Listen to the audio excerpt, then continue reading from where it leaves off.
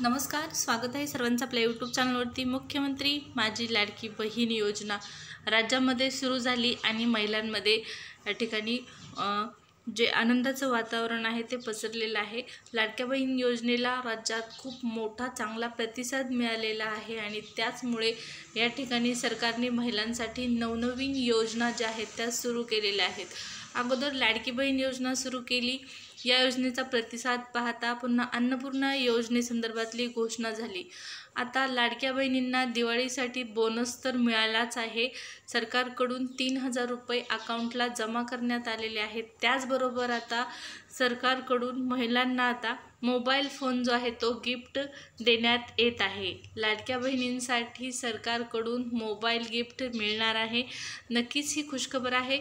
Online अर्जासंदर्भात सविस्तर आपण माहिती पाहणार आहोत। त्यापूर्वी चॅनलवर नवीन आला असेल, पहिल्यांदाच व्हिडिओ पाहत असाल, चॅनल सबस्क्राईब करा।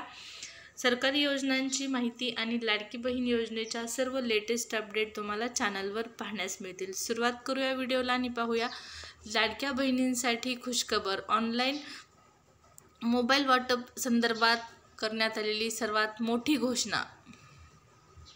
तर या ठिकाणी पहा, महाराष्ट्र राज्यामध्ये महाराष्ट्र राज्य ग्रामीण जीवन ज्योती अभियानाअंतर्गत महिलांना मोबाईल वाटप करण्यात येत आहेत आणि उमेद या ची टॅगलाईन जी आहे ते क्षितिज नवे विश्वास नवा अशा प्रकारची त्यांची टॅगलाईन आहे। महाराष्ट्र राज्य ग्रामीण जीवन ज्योती अभियानाअंतर्गत महिलांना मोबाईल वाटप करण्यात येणार आहेत।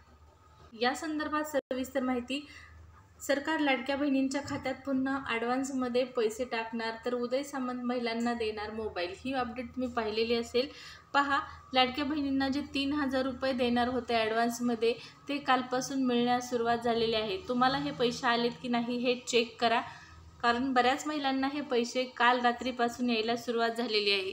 आगामी विधानसभा निवडणुकांपूर्वी सरकार लाडक्या बहिणींच्या खात्यात पुन्हा एकदा ॲडव्हान्समध्ये पैसे टाकण्याच्या तयारीत आहे आणि त्यानुसार पैसे आलेले आहेत। तर दुसरीकडे शिवसेनेचे जे नेते आहेत मंत्री उदय सामंत यांनी एका कार्यक्रमात उपस्थित महिलांना मोबाईल फोन गिफ्ट देण्यासंदर्भातली घोषणा केलेली आहे।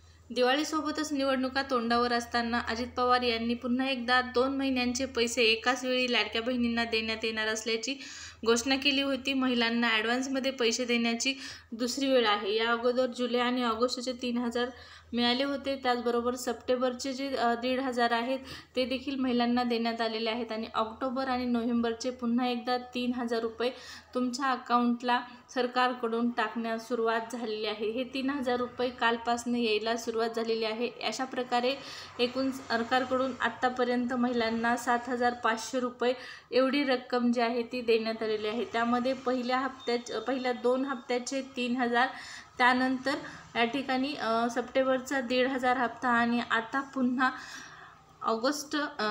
ऑगस्ट महिन्याचे पैसे आल्याच्यानंतर ऑगस्टचे पैसे अगोदरच आले, त्यानंतर सप्टेंबरचे पैसे आल्याच्यानंतर आता ऑक्टोबर आणि नोव्हेंबरचे पैसे पुन्हा एकदा 3000 रुपये महिलांच्या खात्यात येत आहेत।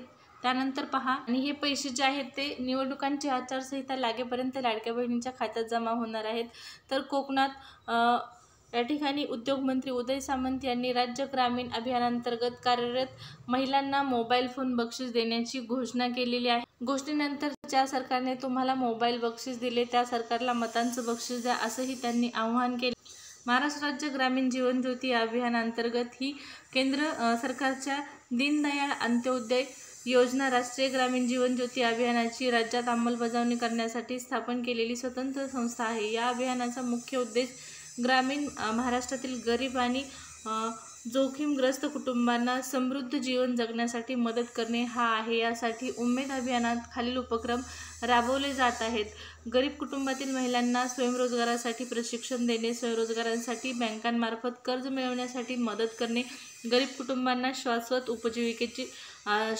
उपजीविका जी आहे ती उपलब्ध करून देण्यासाठी प्रयत्न करणे, त्याचबरोबर गरीब कुटुंबांना सामाजिक, आर्थिक आणि वित्तीय समावेश करणे, त्यांचा वित्तीय समावेश करणे, गरीब कुटुंबांना सार्वजनिक सेवांची उपलब्धता करून देणे, गरीब कुटुंबांना विकास योजनांचा लाभ मिळण्यास मदत करणे, असा या अभियानाचा एकंदरीत उद्देश आहे। आणि याच अभियानांतर्गत राज्यातील महिलांना जे आहेत ते मोबाईल फोन मंत्री उदय सामंत यांच्या माध्यमातून देण्यात येणार आहेत।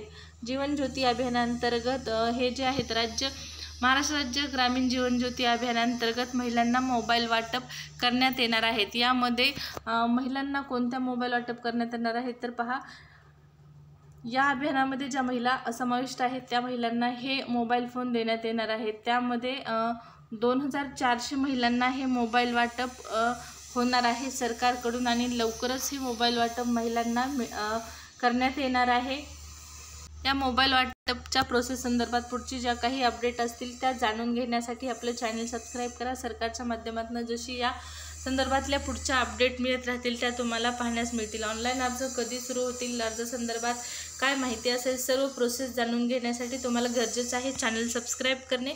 त्याला सबस्क्राईब करून ठेवा चॅनल। पुढच्या व्हिडिओमध्ये आपण या संदर्भातली अधिक माहिती जाणून घेऊया। फॉर्म कधी सुटतील काय या संदर्भातली